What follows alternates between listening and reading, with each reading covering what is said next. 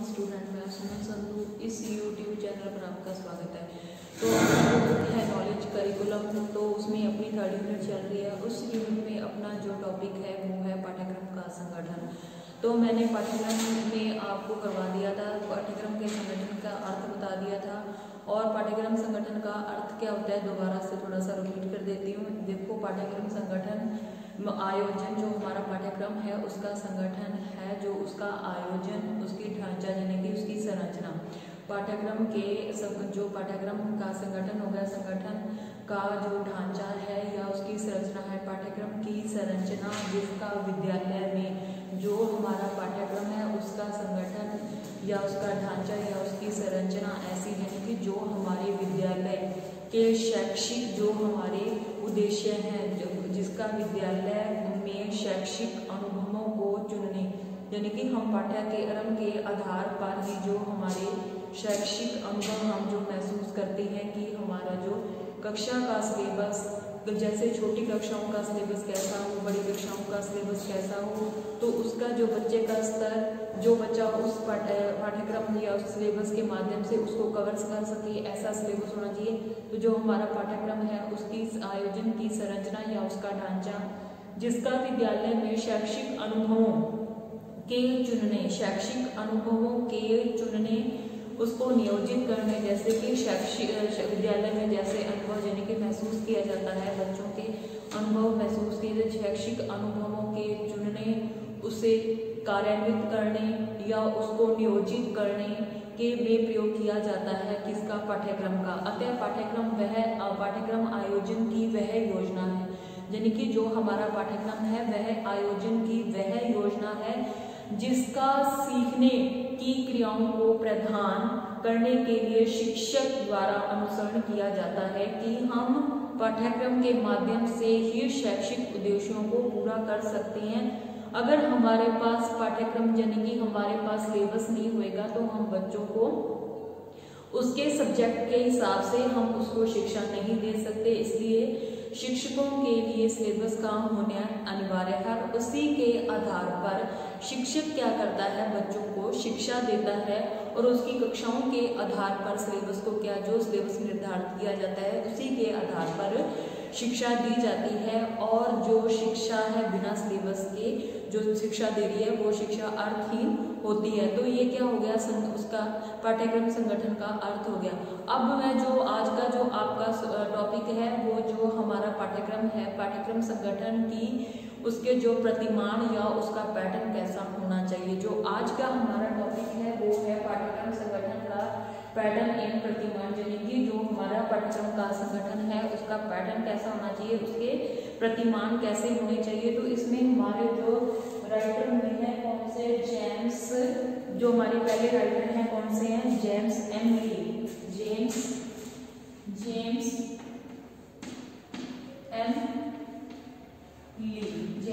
M L E के अनुसार इनका मानना है, जो हमारे राइटर हुए हैं जेम्स एम ली, उनके अनुसार जो हमारा पाठ्यक्रम है, मतानुसार पाठ्यक्रम को 2 सोपानों में उसके 2 प्रमुख पैटर्न होने चाहिए। जो हमारा पाठ्यक्रम है उसके 2 प्रतिमान होने चाहिए, या 2 तरीके का उसका पैटर्न होना चाहिए किसका, हमारे पाठ्यक्रम का। तो इसमें इन्होंने कहा है कि पहले जो हमारा पैटर्न है उसको अंशों में विभाजित पैटर्न, यानी कि जो अंश यानी कि छोटे छोटे रूप में जो हमारा पैटर्न हो पाठ्यक्रम का उसको छोटे छोटे रूप में विभक्त किया जाना चाहिए। जैसे कि छोटी कक्षाओं में जो पैटर्न होता है वो बच्चे की आयु स्तर के अनुकूल होना चाहिए, यानी कि उसके आयु के आधार पर, उसकी जो मेंटेलिटी या मानसिक स्तर के आधार पर जो बच्चों का पैटर्न यानी कि जो उसका पाठ्यक्रम होना चाहिए वो उस आधार पर होना चाहिए। तो 1 नंबर आपका हो गया कि जो पैटर्न है हमारा संगठन, जो हमारे पाठ्यक्रम के संगठन है उसमें जो उसका पैटर्न है वो किसमें विभाजित होना चाहिए, पहले अंशों में विभाजित पैटर्न। 1 नंबर है अंशों में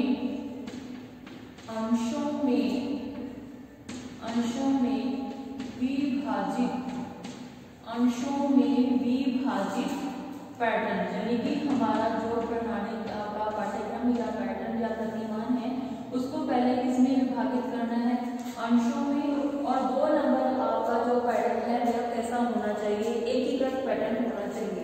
एकीकृत। एक नंबर आपका है एकीकृत पैटर्न। एक नंबर आपका अंशों पर आधारित पाठ्यक्रम, दूसरा है एकीकृत पैटर्न।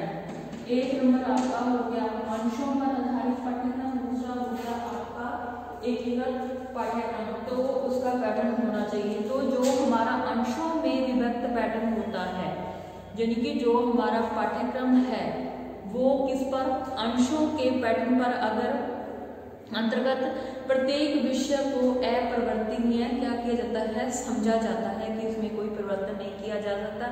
इसमें जो हमारी शिक्षण व्यवस्था है, इस पैटर्न में जो हमारी शिक्षण व्यवस्था है वो क्या है, संपूर्ण कक्षा समूह, यानी कि जो कक्षा के जितने भी बच्चे हैं उनको एक समूह में जो क्या होता है कि जो इस तरह का पैटर्न होता है, अंशों में पैटर्न होता है, तो इस तरह के पैटर्न में क्या किया जाता है, बच्चों को एक समूह यानी कि एक ग्रुप में, एक समूह या एक ग्रुप में संपूर्ण कक्षा समूह के लिए होती है, यानी कि जो ये हमारा पैटर्न है ये पूरी ही कक्षा के लिए होता है। एवं निर्देशन, जो हमारी निर्देशन प्रक्रिया है वो दृढ़ एवं परंपरागत ढंग से पूर्ण होती है। इसमें क्या होता है, जो हमारा अंशों में विभक्त पैटर्न है, अंशों में विभक्त पैटर्न को क्या किया जाता है, इसके अंतर्गत प्रत्येक विषय में कोई भी परिवर्तन नहीं समझा जाता, यानी कि जो छोटी कक्षाओं में होते हैं उनमें क्या होता है, सभी सब्जेक्ट बच्चों के लिए कंपल्सरी होते हैं, उसमें कोई भी परिवर्तन वो क्या होता है, अपरिवर्तनीय होता है। इसमें कोई सब्जेक्ट में परिवर्तन या चेंज नहीं लाया जाता। जो भी कक्षा बच्चों को टीच करवाया जाता है, पढ़ाया जाता है, वो पूरी कक्षा के लिए लागू होता है। तो इसमें क्या होता है, शिक्षण व्यवस्था जो हमारी है संपूर्ण कक्षा समूह के लिए होती है। एवं निर्देशन प्रक्रिया जो हमारी परंपरागत, जैसे कि हमारे पीढ़ी दर पीढ़ी चली आ रही, तो उसी तरीके का हमारा जो पैटर्न होता है वो कैसा पैटर्न होता है, उसी के आधार पर बच्चे को क्या दी जाती है, पूर्ण शिक्षा पूर्ण होती है उसी के आधार पर। दूसरा मैंने आपको बताया था एकीकृत पैटर्न। ये तो आपका हो गया अंशों में विभाजित पैटर्न, दूसरा आपका हो गया एकीकृत पैटर्न। एकीकृत पैटर्न में देखो क्या होता है, इस प्रकार के पैटर्न के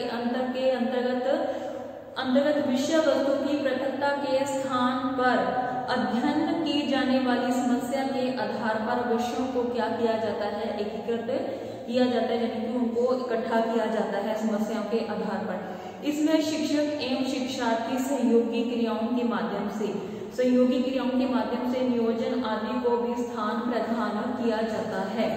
और इसमें संपूर्ण कक्षा है समूहों के साथ साथ व्यक्तिगत अध्ययन, छोटे छोटे समूह कार्यों को भी इसमें क्या दिया जाता है, महत्व दिया जाता है। इसमें निर्देशात्मक प्रक्रिया होती है, वो क्या होती है, लचीली होती है। इसमें जो भी निर्देश दिए जाते हैं वो पूर्ण तरीके से लागू नहीं होते। इसमें जो प्रक्रिया होती है वो क्या होती है, लचीली होती है।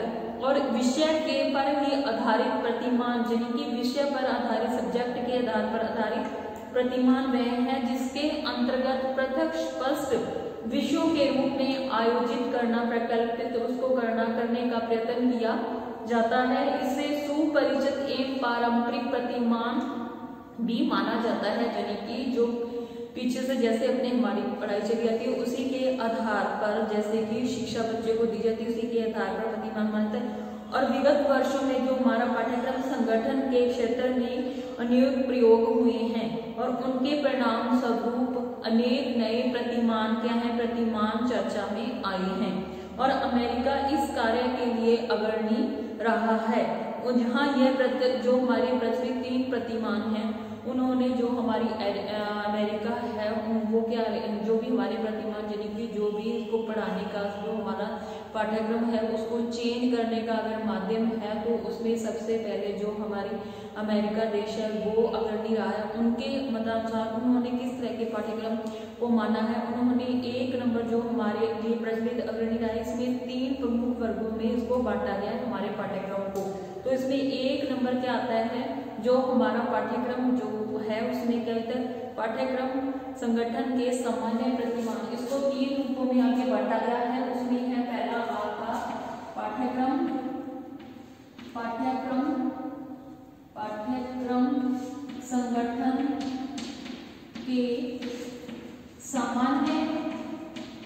संगठन के सामान्य प्रतिमान सामान्य प्रतिमान 2 नंबर है आपका इसमें पाठ्यक्रम, जो हमारा पाठ्यक्रम के विशिष्ट पाठ्यक्रम संगठन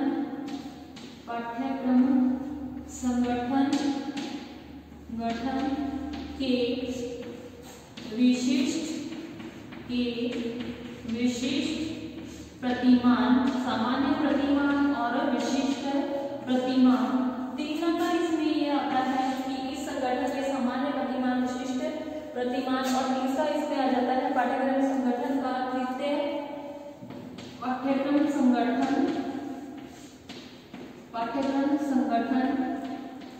का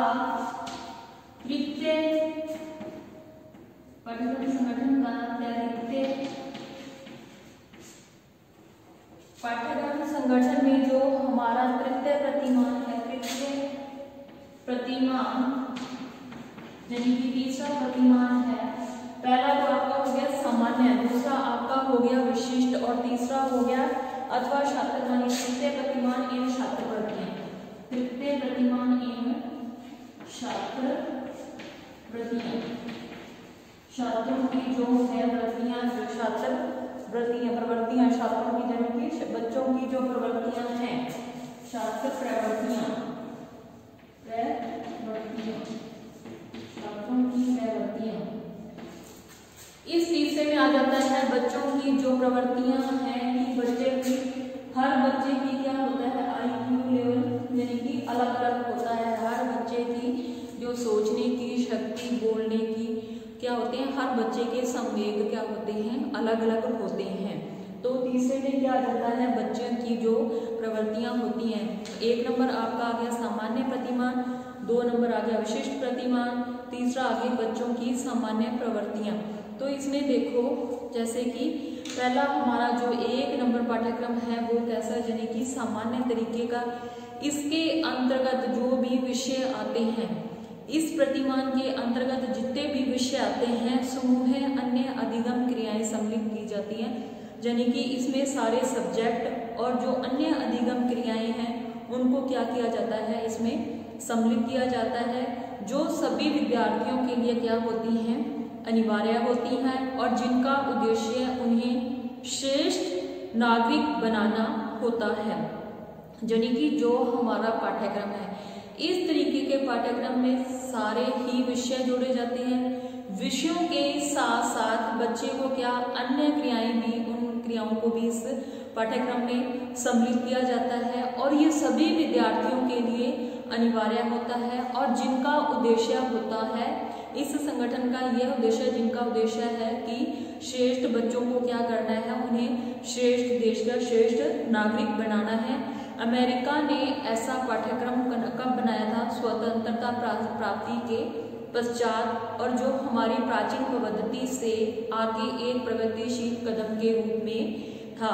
यानी कि जो हमारा अमेरिका देश है, अमेरिका देश में जो हमारा ऐसा पाठ्यक्रम वहाँ स्वतंत्रता प्राप्ति के पश्चात प्राचीन पद्धति जो हमारी थी, प्राचीन पद्धति में जो हमारा पाठ्यक्रम था वो कैसा था, उस टाइम का जो सिर्फ मुख द्वारा ही बच्चों को मौखिक प्रवचन ही दिए जाते थे और बच्चे उसी पाठ्यक्रम, यानी कि जो भी बच्चों को प्रवचन दिए जाते थे वो बच्चे उनको क्या करते थे, सुनते थे और उन्हीं को अपने जीवन में लागू करते थे। यानी कि जो हमारी प्राचीन शिक्षा थी वो आध्यात्मिकता पर आधारित थी और ईश्वर प्राप्ति की शिक्षा होती थी। लेकिन जो हमारा वर्तमान का सिलेबस है वो प्रयोजनवाद पर आधारित पाठ्यक्रम होता है। तो ये किसमें आ जाता है, सामान्य प्रतिमान के अंतर्गत आ जाता है इस तरह का पाठ्यक्रम। 2 नंबर आपका जो पाठ्यक्रम है वो है विशिष्ट जो पाठ्यक्रम है। जो 2 नंबर पाठ्यक्रम आता है आपका, इसमें पाठ्यक्रम 2 नंबर पाठ्यक्रम में आता है पाठ्यक्रम संगठन विशिष्ट प्रतिमान। इस तरीके के पाठ्यक्रम में जो भी सब्जेक्ट जोड़े जाते हैं वो होते हैं पाठ्यक्रम संगठन के विशिष्ट प्रतिमान। इस प्रकार के पाठ्यक्रम, इसके अंतर्गत विभिन्न विषयों के समूह है। जो हमारा सेकंड है विशिष्ट संगठन जो विशिष्ट प्रतिमान है, तो इनके अंतर्गत वे विभिन्न विषय समूह हैं तथा उनसे संबंधित जो हमारी अधिगम क्रियाएं हैं उनको सम्मिलित किया जाता है, जिनमें विद्यार्थी क्या करते हैं, अपनी अभिरुचियों एवं भावी व्यावसायिक जीवन की आवश्यकताओं योजनाओं के अनुसार योजना का चयन कर लेते हैं। यानी कि जो कि हमारा पाठ्यक्रम होता है, जैसे कि बच्चों का नर्सरी छोटी कक्षाओं से लेके माध्यमिक शिक्षा तक, प्राथमिक कक्षाओं से लेके माध्यमिक शिक्षा तक का जो हमारा पाठ्यक्रम होता है वो क्या होता है, एक जैसा होता है। उसमें सारे ही सब्जेक्ट यानी कि सारे ही जो विषय होते हैं वो कंपल्सरी होते हैं। लेकिन आपकी जो उच्च माध्यमिक कक्षाएं हैं उन कक्षाओं में बच्चा क्या उस तरह के विषय चुनता है जो कि उसकी रुचि के अनुसार, जैसे कि कई बच्चे आर्ट्स विषय लेते हैं, कई जैसे साइंस विषय में सब्जेक्ट लेते हैं, कई कॉमर्स लेते हैं। तो वो इस तरह के जो सब्जेक्ट चुनते हैं उनको वो अपनी जीविकोपार्जन के आधार पर, अपनी रुचि के इंटरेस्ट के आधार पर चुनते हैं। तो इस तरह का जो हमारा पाठ्यक्रम होता है ये विशिष्ट प्रकार के प्रतिमानों में आ जाता है। मैंने आपको 3 प्रतिमान बताए हैं, सामान्य, विशिष्ट और जो कि है छात्र क्रियाएं। तो 1 नंबर तो जो पाठ्यक्रम होता है वो होता है आपका प्राथमिक स्तर से माध्यमिक स्तर तक, और जो विशिष्ट कक्षाओं में यानी कि बड़ी कक्षाओं में वो उसमें आ जाता है। विशिष्ट प्रतिमान में बच्चा अपनी रुचि अभिरुचियों, उसकी जो भी अभिरुचियां होती हैं उसके भावी जीवन और अपनी जीविकोपार्जन के हिसाब से वो क्या करते हैं, विषय चुनते हैं। तो ये किसके अंतर्गत आते हैं, विशिष्ट प्रतिमान के अंतर्गत आते हैं। और तीसरा मैंने आपको बताया है इस प्रकार का जो हमारा तीसरा पाठ्यक्रम है, पाठ्यक्रम संगठन का तृतीय प्रतिमान एवं छात्र प्रवृत्तियां, यानी कि इसमें जो बच्चे की जो प्रवृत्तियां होती हैं उसी के आधार पर उसको तीसरे नंबर जो पाठ्यक्रम का निर्धारण किया जाता है। इस तरह के पाठ्यक्रम इसके अंतर्गत क्या आता है, खेलकूद आ जाता है, सांस्कृतिक कार्यक्रम आ जाते हैं, साहित्यिक, सामाजिक तथा मनोरंजनात्मक क्रियाएं अथवा प्रवृत्तियों को सम्मिलित किया जाता है। तृतीय प्रतिमान में इसमें छात्रों की प्रवृत्तियों के आधार पर पाठ्यक्रम बनाया जाता है, जिनमें से कुछ का चयन विद्यार्थी अपनी रुचि एवं अभियोग्यता के अनुसार करते हैं, जिनके फिर इंटरेस्ट के हिसाब से करते हैं अपनी अभियोग्यता के आधार पर। जैसे कि कई बच्चों को क्या होता है कि हॉकी खेलना पसंद होता है, क्रिकेट खेलना पसंद होता है या फुटबॉल खेलना पसंद होता है, तो वो जो भी इसका चुनाव करते हैं अपनी अभिरुचि के अनुसार करते हैं। और इस प्रतिमान को पाठ्य सहगामी क्रियाओं के नाम से भी जाना जाता है। इस तरह का जो हमारा पाठ्यक्रम है उसको पाठ्य सहगामी क्रियाओं के नाम से जाना जाता है, जिनकी पढ़ाई के साथ साथ अदर एक्टिविटी बच्चे को करवानी, अधिगम क्रियाएं करवानी। तो इसके अंतर्गत कुछ विद्वानों ने पाठ्यक्रम संगठन को अपने अपने मतानुसार विभेदित किया है। जो ये 3 प्रतिमान है, 3 प्रतिमानों को आगे जैसे जेम्स एमली हमारे जो राइटर हैं उन्होंने इसको 2 भागों में विभाजित किया था, अंश विभाजित और एकीकृत। फिर इसको आगे 3 भागों में विभक्त किया गया, सामान्य, विशिष्ट और प्रवृत्तियों के आधार पर। अब जो आगे है जो प्रतिमान, वो हमारा जो पाठ्यक्रम है वो सारे जो हमारे जो भी मनोवैज्ञानिक हुए हैं उनके सबके मतानुसार अलग अलग होना चाहिए। तो इसमें जो हमारे सबसे पहले राइटर हैं वो है हैरी के अनुसार उनका मानना है कि जो हमारा पाठ्यक्रम है, हैरी जो राइटर हुए हैं उन्होंने कहा कि हमारा जो पाठ्यक्रम में विषय आधारित संगठन को, यानी कि जो हमारा पाठ्यक्रम है उसका आयोजन, उसका ढांचा कैसा होना चाहिए, विषय आधारित होना चाहिए। उसके बाद उन्होंने कहा कि व्यापक क्षेत्रीय संगठन हो, कि उसका जो एरिया है वो पे क्या होना चाहिए, व्यापक होना चाहिए। और समस्या आधारित, यानी कि जो हमारी समस्या के आधार पर पाठ्यक्रम, यानी कि जो हमारी वर्तमान समय में जो हमारी समस्याएं हैं समाज की, वो कौन कौन सी समस्याएं हैं। जैसे आप लोगों को मैंने पहले भी बताया था, इसमें पर्यावरण संबंधी समस्या आ गई, धूम्रपान संबंधी, नशाखोरी होगी, कन्या भ्रूण हत्या होगी। तो ये सारी हमारे समाज की क्या है समस्याएं। तो इसी जो ये चीजें हमारे पाठ्यक्रम में सम्मिलित की जानी चाहिए। और जो भी इसके आधार पर जो हमारा पाठ्यक्रम हो समस्या आधारित संगठन होना चाहिए।